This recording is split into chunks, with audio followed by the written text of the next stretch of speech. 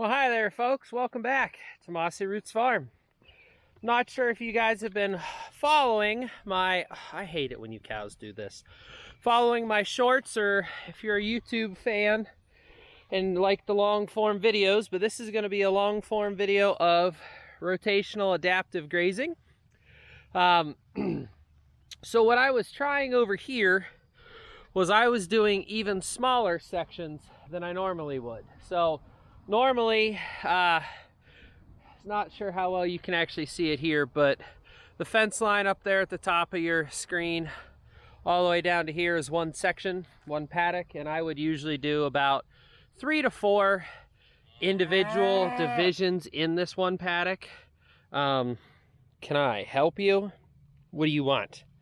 So I would normally do 3 to 4. Well, I found out up there that I could actually do closer to 6. 6 to 8, depending. You know, like down here is not so great because I usually drive tractor in and out of here. So like right here behind a mama out the gate, that's usually where tractors come in if I got to get a tractor in here. So this is going to be more compact, more dense, all that kind of fun stuff. It's not going to be as great a grass here as it is up there. So what I did yesterday is I let the cows into a section half this size, which is pretty small. You know, I've got, what, about a dozen cows here. Now, yes, some of those are babies. You know, they're not all full-size cows. Like this guy, he's still a baby yet. But I've got about a dozen, and that's probably 50 by 60, 50 by 80 section that they were in. And I had them in half of it at first.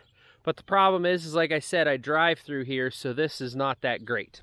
But now you can see all of this beautiful leftovers that they have left. Now, I've said in some of those other videos too, this is a controversial thing. Some folks, like I know he's actually from Oregon, I looked him up. He also has Irish Dexters, but he says that he likes to eat all of this stuff down in the summer because it takes more water to regrow from something like this than it does to regrow from something like this. That's what he says. And he doesn't get a bunch of water. So he wants to use all of this and obviously leave a nice cover, which there's not enough cover here, but you know, part of the pasture, part of the section looks better. So that's what he likes to do. And I'm trying that out this year because last year we had a more dry year. I won't say drought, but I'll say more dry than the years prior.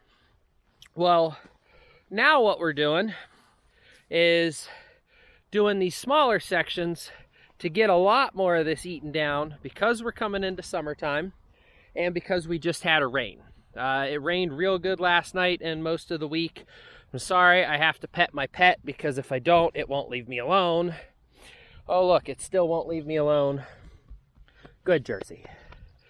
What about you? Can I pet you? No. But I'm trying to get a lot more of this eaten down. I still want cover. Like here's a perfect example. This is what I want left. I want stuff like this left. That's probably 6-8 inches. What is going on? I should have moved them first because then they would have left me alone. But I want grass like this because that's the perfect height in my opinion. That's tall enough that there's shade cover. That's short enough that it's not going to be a disaster. It's not like this where the whole stinking plant has just been bent over. This is what I don't want because now, yes, this is covering these other sections, but now this isn't going to regrow as well because it's going to try and continuously grow from these ends that got clipped. It's not going to try and restart from the bottom. Now, yes, I could have came in here and clipped it off before it went to seed. Could have used the cows to clip it off before it went to seed. But we'll come into this next section and I'll show you why I didn't. So see these giant tall plants here that are probably 2 feet? And then look down here. Barely to the top of my boot.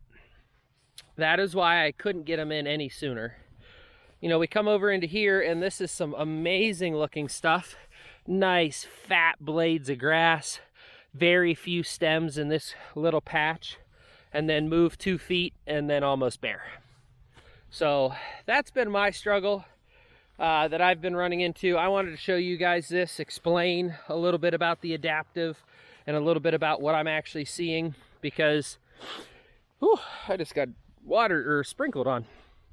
But this is what my goal is to get this all over. And this is really cool because now with this, I've now increased my rotation a lot.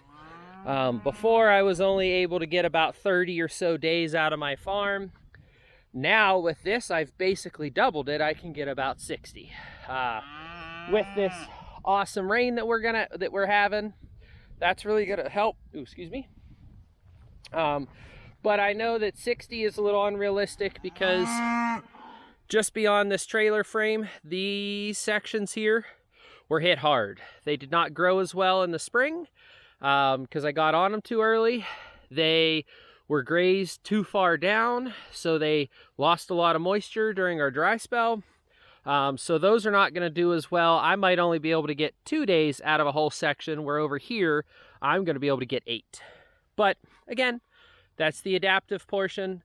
That's why it's important to be adaptive when you're grazing, because things change, temperatures, rains, everything changes. And I've reduced the herd a few. I got rid of a steer. Our bull's in the barn because he's going to go to some friends to breed their cows. And we're trying to get rid of some of these cute little babies here because we don't need all of these cows. And I don't need you in my way. Oh, well, that was interesting. But yeah, that's an update. That's adaptive regenerative grazing. That's what I've been doing. So thank you guys so much for watching. And Pickles says he'll see you on the next one. No, you won't see him on the next one, Pickles? Okay, well, you're a good Jersey anyhow. Bye.